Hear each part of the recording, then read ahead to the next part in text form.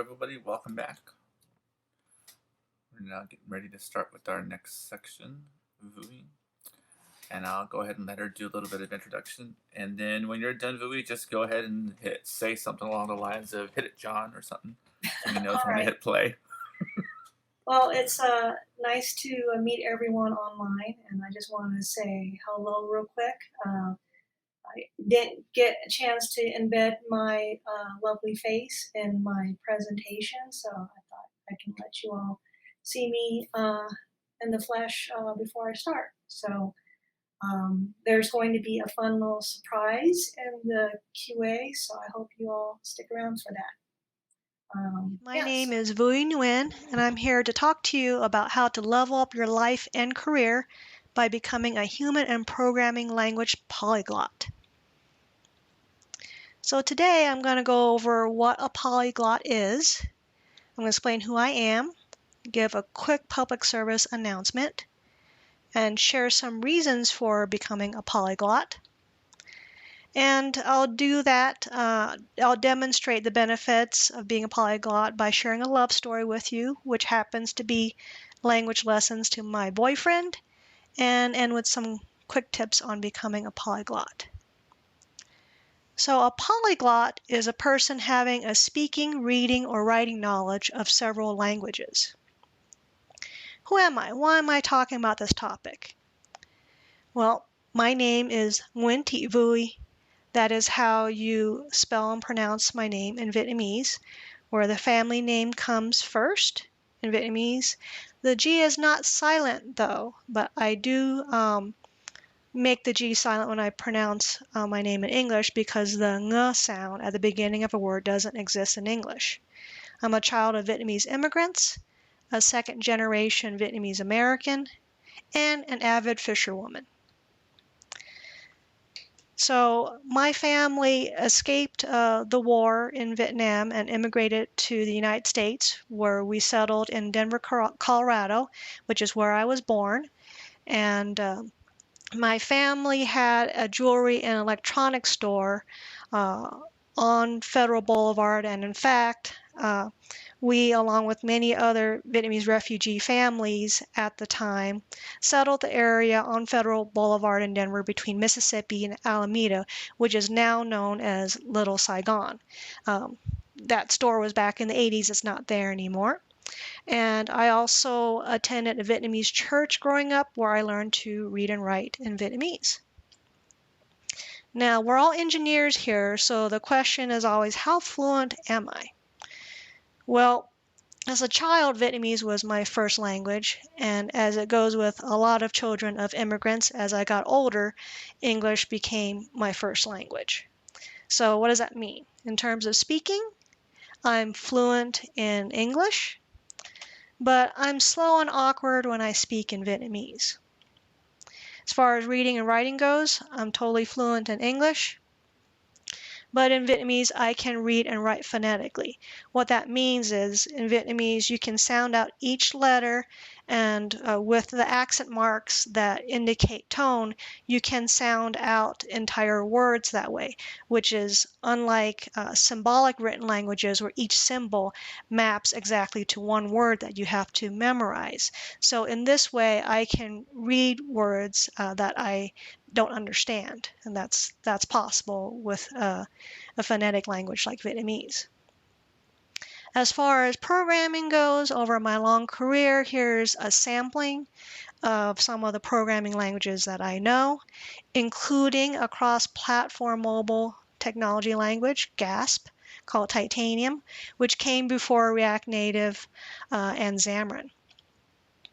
Now, before I get too deep into my presentation, I want to share a public service announcement. One, please don't expect your friends to educate you about their culture. It can be exhausting, and I'm just sharing my personal experience as a person of Vietnamese descent. I don't know everything about Vietnamese language and culture and history, and I don't represent every single Vietnamese person on the planet. I am merely representing my own personal experience. And the second thing I want to ask is, When you're with an Asian friend, never ever point at some Asian characters you see somewhere and say, "What does that say?" There's a lot of things wrong with that. First of all, you're making some assumptions that all Asians speak Asian languages. And for an American of Asian descent, for example, they might be a later generation American. Uh, that person may be of mixed race. An Asian may have been adopted by non-Asian parents, which is becoming, quite common for some time in the United States. The other thing that's wrong with just pointing at some random Asian characters and expecting some nearby Asian person to read it to you is you are making the assumption that all Asian cultures share the same language, and that we're all just one big country, which is very insulting.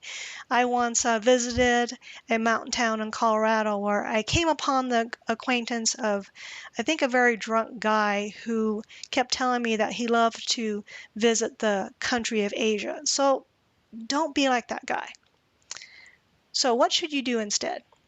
Well, only if you know someone very well and you know their ethnicity, you might be able to say, like, is that Vietnamese or is that Chinese? If you're with a Filipino friend, do not say, is that Japanese? And if you're with someone you just met or you don't know very well, don't even ask them that question. Try to get to know them beyond what ethnicity they are, because we are all more than just our race or ethnicity. Please don't try to make someone feel othered or different by interrogating them about their race or what languages they speak. Get to know them as a person, just like meeting anybody else. And if you do this, I'm going to tell everyone that you were raised by wolves. No offense to wolves, so please don't do these awful things I'm telling you not to do. All right, so now that we got that out of the way, why should you be a polyglot? Well, knowing multiple languages allows you to see the world and or solve a problem from different perspectives. And, the problem is if you know only one language, you don't know what you don't know. And the journey of learning another language brings you closer to the people and communities that speak or use that language. Of course, the more effort you put into learning something, the more you'll get out of it. But you don't need to become an expert or fluent to start seeing the benefits of speaking or using a language right away. And you'll see that in a moment in my presentation. So it's one thing for me to tell you about the benefits of being a polyglot, but let me demonstrate to you with some examples. And some of the greatest lessons in life always start with a great love story. This is no different. So I would like to introduce you to Eric Richardson. He is a systems engineer at Lockheed Martin. He is a former typical white American who only spoke English. I'm sharing with you his polyglot story today, and he gives his blessing for this presentation, all the jokes at his expense. So I'm going to share with you the language lessons I tried to teach Eric when we first started dating. The first lesson is how to say hello in Vietnamese. The word is chào. In English, the subject you can be implicit. You don't say hello you. And in English, you can apply to any person that one may be speaking to. But here's the twist. In Vietnamese, there is no generic you that can apply to anyone a person may be speaking to. So you is like a generic in Swift. The specific you data type depends on one's relationship with the person being spoken to. For polymorphic languages like Java, U is a superclass where the subclass type is not bound until runtime, that is, until one knows the person they are speaking to. Does this seem confusing? Let me give you an example of how to say hello. So one of the first lessons I taught Eric was how to say hello to my aunt. By the way, this photo is not photoshopped. I'm 5'1", by the way, and I did stand at least a head taller than my aunt when she was alive. But, she was small in stature. My aunt was huge and personality and heart. And one big thing she did was help raise me and my brothers and sisters when my parents were hard at work. So I taught Eric to say to my aunt, Jiao Bak Il. And her response to Eric was she said, Jiao Jiao. And she said, hello, nephew. Now, Eric thought in her enthusiasm to say hello to him that she said hello, hello, like Jiao Jiao. So that's what Eric heard. But hello, nephew is not the same thing as hello, hello. So it's sort of like, just because some words sound similar doesn't mean that they mean the same thing, such as Java is not the same thing as JavaScript. So the next lesson I wanted to teach Eric was to say hello to my boss. When I worked at Raytheon, I once worked for an older Vietnamese man that I called Uncle. So at a company event where family members and friends were also allowed to attend, I brought Eric along to meet my manager, and I taught him to say Jiao Bak Yung. And my manager replied by saying, wow, you speak Vietnamese so well. You are so fluent. So you can see my aunt called him nephew. My boss said he was fluent. So just from learning a few words, Eric has already leveled up his social standing just by learning a few words of Vietnamese. Now, you might be wondering, well, how do I say hello to everybody, like to a group of people? You would do that by saying Jiao Ban. Because friends is like a catch-all term when speaking informally to a group of people who you may have different relationships with. Think of it like the default case in a switch statement to determine you at runtime. Now you're probably thinking, what happens if I'm addressing a crowd of people, like I'm giving a speech? Well, one way you can do that is to say, Chào ông bà, anh chị em. So you would reserve this for more formal greetings, like giving a speech. And notice how it tries to address every relationship individually. Okay, so now Eric knows how to say hello. Of course, it's always helpful to know how to say thank you and you're welcome. You do that by saying cảm ơn. You can leave off the you in Vietnamese. So Eric naturally asked, well, how do you say you're welcome? And, at first I would think, well, it's easy. You say không có gì, except. In my personal experience, most people don't say you're welcome. Instead, someone might nod and smile, or they might say thank you back, or even say nothing. So saying không có gì is like using semicolons in Swift or JavaScript. It's nice to have or to say, but it's not required like it would be in Java or C++. So now we're getting into some really meaty stuff. What to call different family members. Now, words for family members are really, really complicated in Vietnamese. Let me explain with a few examples. There are 2 words for grandfather and 2 words for grandmother, whether you're talking about on your mother's side or your father's side. Now, uncle and aunt gets really complicated. There are 3 words for uncle and 5 words for aunt.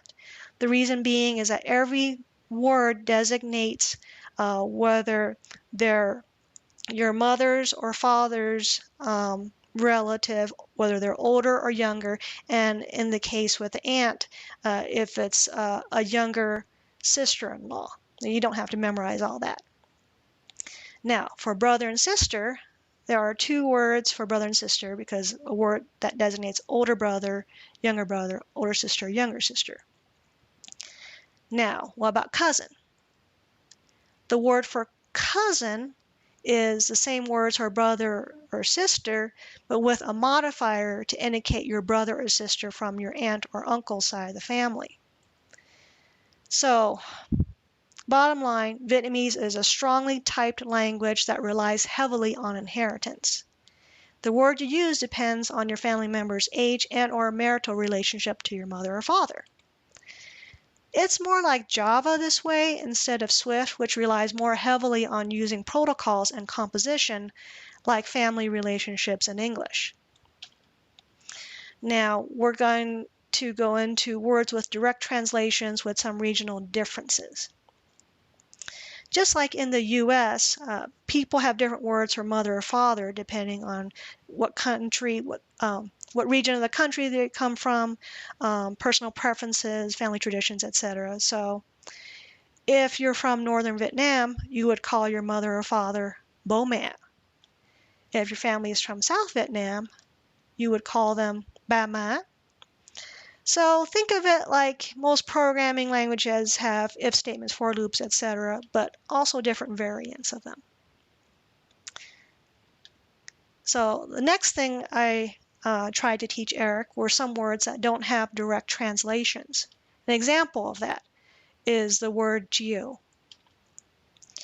Now, in English, you might say it means let them have their way in order to strengthen your bond or relationship with that person.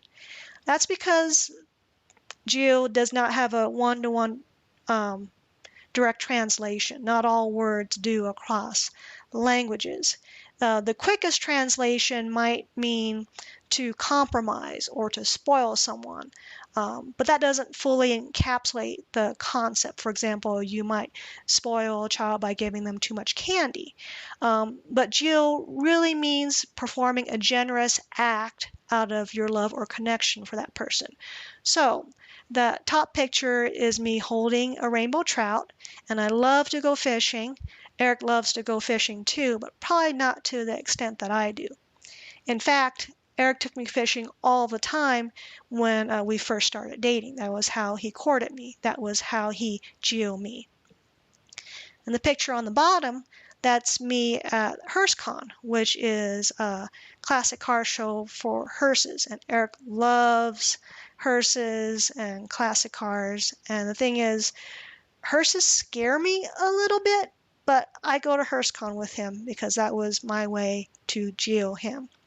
So you think of these words that don't have one-to-one direct translations as sort of like programming. For example, you use a map function in Swift, which is pretty concise, but a for loop is not as concise. Or if you're a cross-platform programmer, like I used to be, you would write branching code wherever a feature doesn't have a direct counterpart or translation to native code. So now you're asking, I'm spending all this time trying to teach Eric Vietnamese, did the language lessons work? Well, do you remember my Aunt Buckio? Now, I have a lot of challenges with my family, as a lot of people do, that I'm not going to get into right now. But my aunt was one of the few family members that consistently showed me kindness and was genuinely interested in my happiness. So it really meant a lot to me when one day she said to me before she passed away, "Cháu có hợp với chú kia không? Lấy nhau đi." Now, a more literal translation might be, "Are you two compatible? Then you should get married." But I think what she really meant to say was, "Do you love him? Then go get him." And I think you kind of have an idea of what happened. We did get married, and last year we celebrated our 10-year wedding anniversary. That's us riding the Oregon Coast Railroad train. There's a picture of me and Eric with our Yading, our family, including our dog Barry. So, even though Eric never became fluent in Vietnamese, and in his defense as his teacher, neither have I, but Eric's efforts in learning about my language and culture helped bring us closer together and helped make our marriage stronger. So in that case, you could say that the language lessons worked. And even though my aunt passed away before our wedding, I often dreamt of her after that. So I think that was her way of saying that she was there. So I hope by now I've convinced you of the benefits of becoming a polyglot. So how do you become one? Well, I would say start with the basics, right? That usually means hello world. Look for patterns, similarities to what you already know. Be completely open to new concepts or ideas. This is good for your personal and technical growth. Find a community that you can learn and grow with. Don't learn in a vacuum. Join an in-person language learning group once the pandemic is over, or join an online language learning group, but build relationships, attend conferences, take classes. A lot of conferences will often have a beginner's track. And start using what you learn immediately and improve as you learn more. Don't wait until you become an expert. Just think about the programming projects that you've done, how you often have to go back and refactor once you get better at it. Same thing with your conversations. You can refactor your conversations as you improve as well. So these are the things I went over in my talk today. And again, I'm Nguyen. We discussed the benefits of becoming a polyglot, and follow me on Twitter, on my website. And remember, we're still in a pandemic, so stay safe out there. Thanks. Hi. Hello. So Great talk this is there. the surprise. Here's Eric. Hello.